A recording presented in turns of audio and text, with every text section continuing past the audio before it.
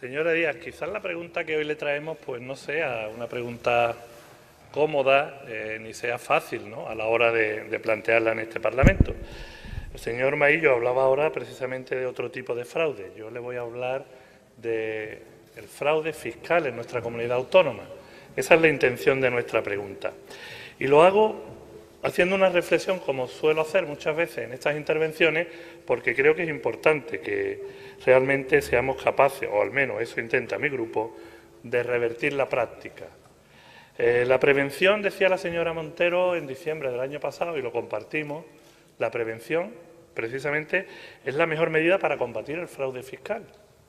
Yo creo que esta es una reflexión que todo el mundo compartimos.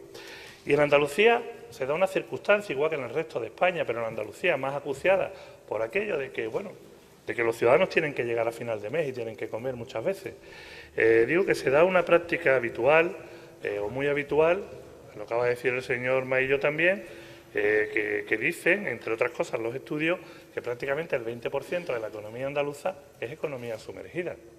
Cuando hablamos de economía sumergida, no hablamos siempre de personas que pretendan defraudar a la Administración y no pagar sus impuestos, sino que en la mayoría de las ocasiones estamos hablando de personas que no podrían vivir si tuvieran que pagar, entre otras cosas, sus impuestos.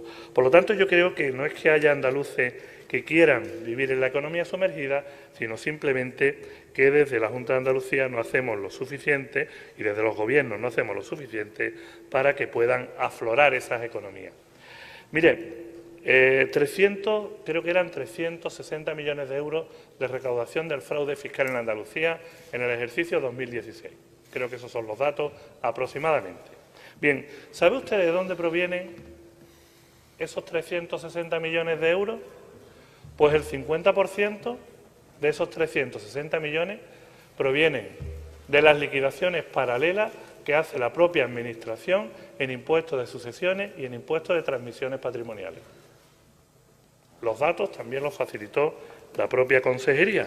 Por lo tanto, ¿realmente estamos luchando contra el fraude o estamos volviendo a presionar a los que normalmente, de voluntad propia, han llegado a la Administración y le han dicho, mire usted, esta es mi liquidación del impuesto de sucesiones o esta es la vivienda que he vendido y esto es lo que creo que debo de pagar por mi impuesto de transmisiones patrimoniales?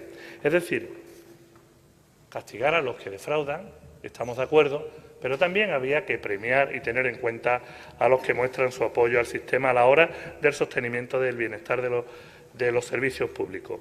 Porque ¿cuánto recauda la Junta? Pero ¿cuánto nos cuesta también esa lucha contra el fraude fiscal? Yo creo que también había que analizarlo. ¿Cuántos esfuerzos le tenemos que dedicar? Le doy algún dato. 80.000 consultas, cerca de 19.000 expedientes del 1 de mayo de 2016 al 30 de agosto de 2016 de ciudadanos que se van a la Administración porque la tributación no es clara, porque la legislación no le da seguridad jurídica, porque realmente hay muchas trabas administrativas a la hora de poder emprender una empresa, un negocio o liquidar tu impuesto de sucesiones y donaciones en Andalucía. Estos, insisto, son datos suyos de la propia Consejería de Economía y Hacienda. Y nosotros creemos que hay otra forma de luchar contra el fraude fiscal que no sea solo perseguir a los que siempre pagan. ¿Cómo? Pues mire usted, eliminando las trabas administrativas. Hay que eliminar trabas administrativas a la hora de que alguien monte un negocio. Aquí trajimos, no hace mucho, una ampliación de la tarifa plana para los autónomos, para ayudar a los emprendedores, a los autónomos y a las empresas, para ampliarla hasta 2 años. Se rechazó. Pues el que tenga un negocio y no pueda llegar a pagar los 300 euros de su autónomo y no pueda llegar a final de mes, pues tendrá que buscar la fórmula. Al final se va a la economía sumergida, que es donde no le gustaría estar, pero en cierta manera le estamos obligando. Igual que a empresas, vengo de Málaga esta semana, empresas que llevan 4 años esperando una licencia para poder instalarse. Las trabas administrativas no pueden ser un obstáculo ni pueden ser un acicate para que la gente finalmente tenga que defraudar. Yo creo que eso es importante. Tenemos que hacer una agencia tributaria andaluza mucho más efectiva, donde las sanciones sean claras y donde al contribuyente que defrauda, al que no cumple, le cueste más caro defraudar que no, después pagan la sanción. Estas son cuestiones que yo creo que tendríamos que resolver. Hay muchas sanciones que se le ponen, en este caso autónomos o empresas, que son simple y llanamente por cuestiones puramente de trámites administrativos y que son una losa para poder llegar después a poder tener resultados en su negocio y poder crear empleo de riqueza, de calidad, donde realmente se le pague bien a los trabajadores. Y a veces, en la inmensa mayoría de las veces, resulta de que cualquier empresario se tiene que gastar 300 o 400 euros todos los meses en un asesor, y hablo de autónomos, en un asesor fiscal para poder llegar y poder hacer sus declaraciones y que después no venga a Hacienda con la rebaja y me lleve a una situación prácticamente muchas veces de cierre de mi negocio. Por eso nosotros creemos que lo que decía la señora Montero es verdad. La prevención es el mejor sistema. Por eso le invitamos a seguir bajando en esta comunidad autónoma los impuestos, a que realmente la fiscalidad no sea un obstáculo para los que quieren contribuir. Insisto, ayer hablábamos aquí del impuesto de sucesiones y donaciones en Andalucía.